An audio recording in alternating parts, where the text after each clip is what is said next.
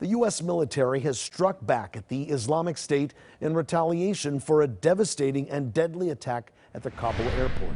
A spokesperson for the U.S. Joint Chief of Staff said the U.S. conducted an unmanned airstrike in the Nangarhar province of Afghanistan on an ISIS-K planner.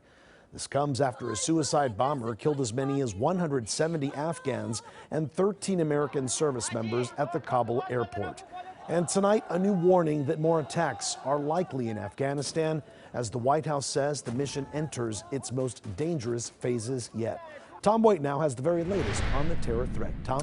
Well, hi, Juan. This is developing right now. As you said, according to U.S. Central Command, the drone strike appears to have killed at least one of their targets. And this comes after President Biden said the U.S. would hunt down those responsible for yesterday's terror attack. Afghan and foreign forces using flashbangs to disperse a crowd once again gathering near the Kabul airport. You can see people running in fear. Just a day ago, scores of people lost loved ones when an ISIS terrorist blew himself up, killing 13 U.S. service members and at least 170 Afghan civilians. This is video of the packed crowd about 2 hours before the suicide killer detonated his bomb.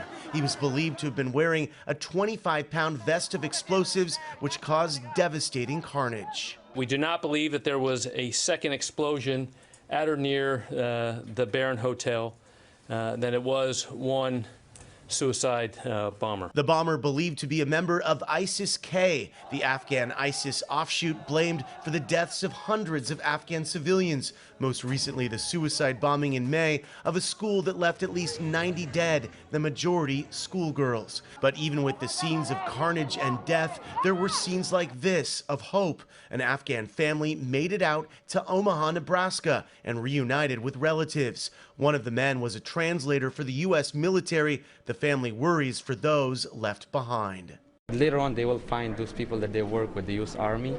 They will find out the Taliban, and I don't know what they will do with them. At the White House Friday, President Biden met for the first time with Israel's new Prime Minister, Naftali Bennett, and reiterated the U.S. will not be deterred by Thursday's terror attack. The mission there being performed is dangerous. And the president received another dire warning in the Situation Room Friday morning. His top national security advisors advised the president that another terror attack in Kabul is likely and that the next few days of this mission will be the most dangerous period to date. My heart goes out, our hearts go out to all those who we've lost. The casualties have prompted rare criticism from some active duty troops. People are upset because their senior leaders let them down. Marine Lieutenant Colonel Stuart Scheller was relieved of duty Friday afternoon after his Facebook post calling out commanders went viral. Did any of you throw your rank on the table and say, hey, it's a bad idea to evacuate Bagram Airfield, the strategic air base, before we evacuate everyone? Bagram Airfield was the largest U.S. base and housed 5,000 prisoners, including ISIS terrorists. After the Americans left last month, the Taliban moved in and set the prisoners free. I would have checked and maintained the Bagram Air Force Base.